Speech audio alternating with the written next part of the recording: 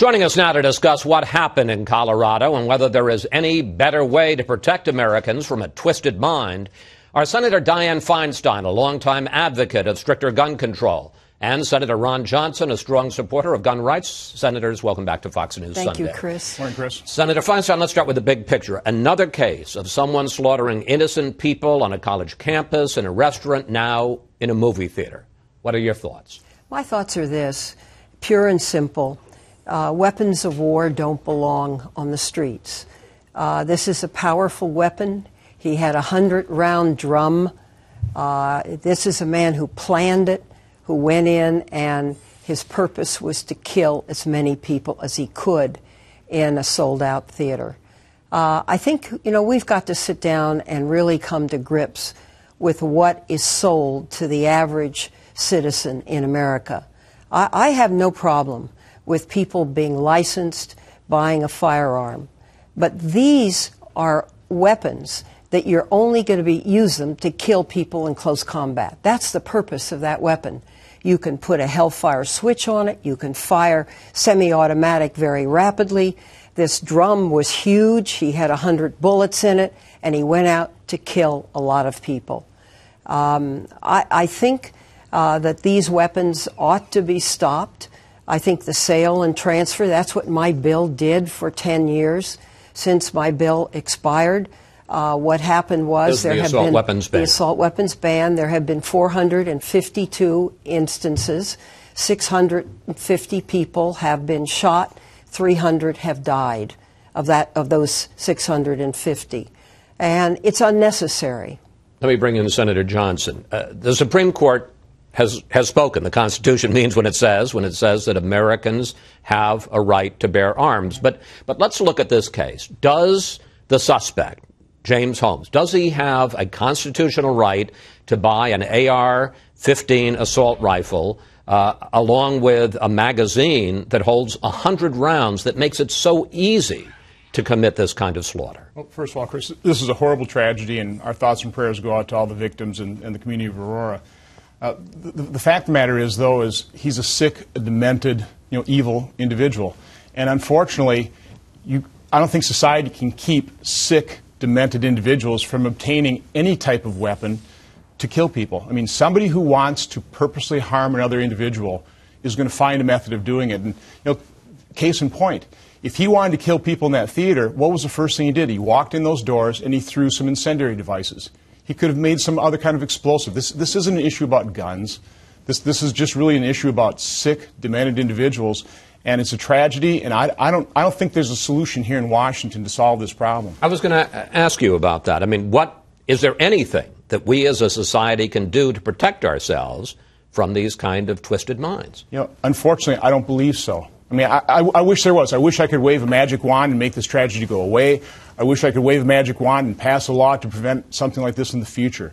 But the fact of the matter is, I really don't think there is, other than look to our families, look to our communities, and start taking a look at our education system. We've got to reinstill values in what we're teaching our children. Senator Feinstein, you were a member of the San Francisco Board of Supervisors back in 1978 when one of your former colleagues, and we have some of the horrific film here, one of your former colleagues shot and killed the mayor, and as well as fellow supervisor Harvey Milk, and you have been a strong supporter of gun control ever since. But most of your fellow Democrats have deserted you on this issue over the last 20 years. How come? Well, it's a very hard issue because the gun organizations go out to defeat people in states where they can, and they pour a lot of money in, and some people lost office after they voted for the legislation before. But, I have respect for Senator Johnson. But let me say this. I believe people use these weapons because they can get them. I believe that a revolver, a rifle, a shotgun isn't going to do the damage. It's the big clips. It's 100 rounds. You cannot get to him to dislodge the gun because he can fire so rapidly and has so many bullets. Why do you need this? You don't need it for hunting. Most states have limits on the number of bullets you can have on a clip. You don't need it for self-defense. Why do you need it? Why do we make it available? Well, it's a very Why wait. It's a very good question. And buy any of these. Let me let Senator Johnson answer it. Why do you need those? First of all, criminals will always be able to get whatever they want. I mean, for example, I mean, the left always uses the term assault rifles, and they're really talking about semi-automatic weapons that really are used in hunting. I mean, that's what happens in Wisconsin. These are, rifles that people use in hunting. And just the fact of the matter is that this really is not an issue of guns. Again, we're talking about sick people doing things that you simply can't prevent. It's really an issue of freedom.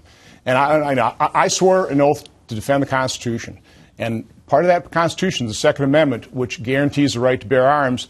And these types of laws infringe upon that right. And I don't agree with them. And let me ask you, I mean, we're not talking about handguns.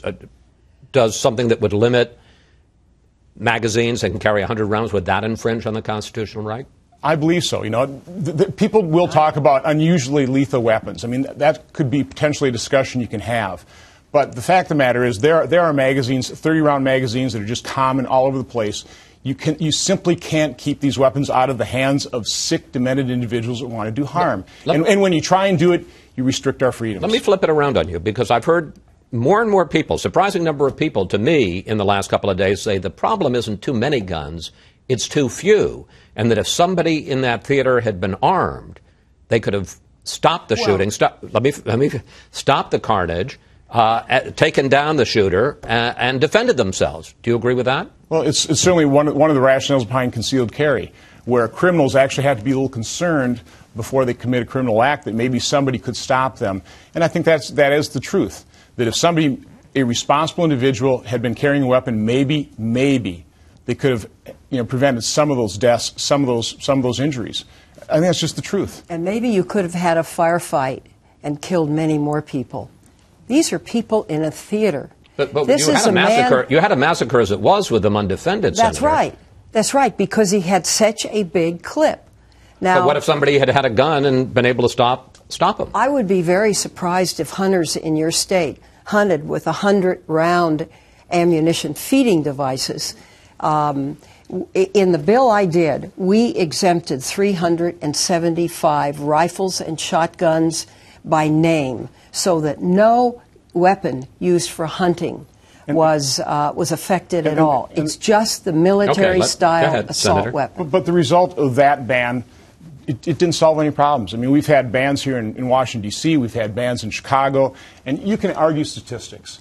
But I take a look at the statistics, and I say it has no measurable effect. You could actually argue that it's made matters worse.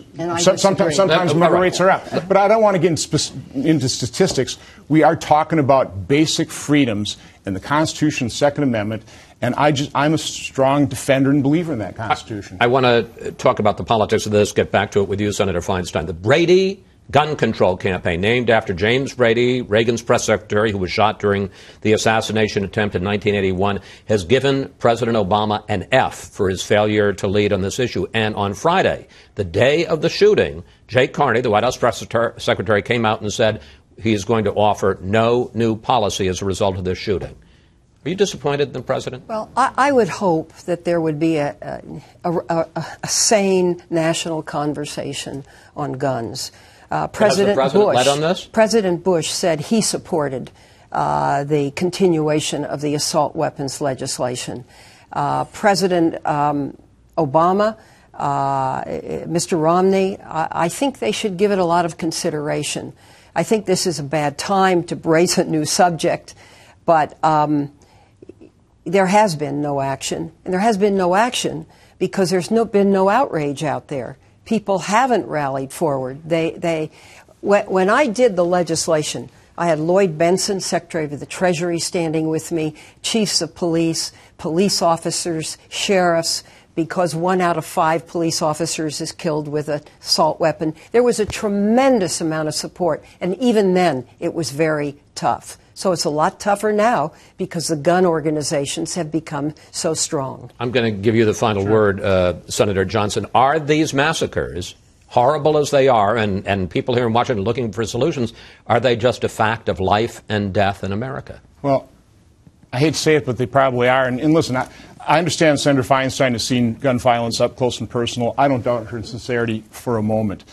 But I really would hate to see a tragedy like this used to promote a political agenda to reduce Americans' freedom. Enough of our freedoms have already been taken away. We don't want to lose any more. We're going to leave it there. Senator Feinstein, Senator Johnson, I want to Chris. thank you both very much for coming in today to discuss, unfortunately, another one of these terrible massacres. Thank you both.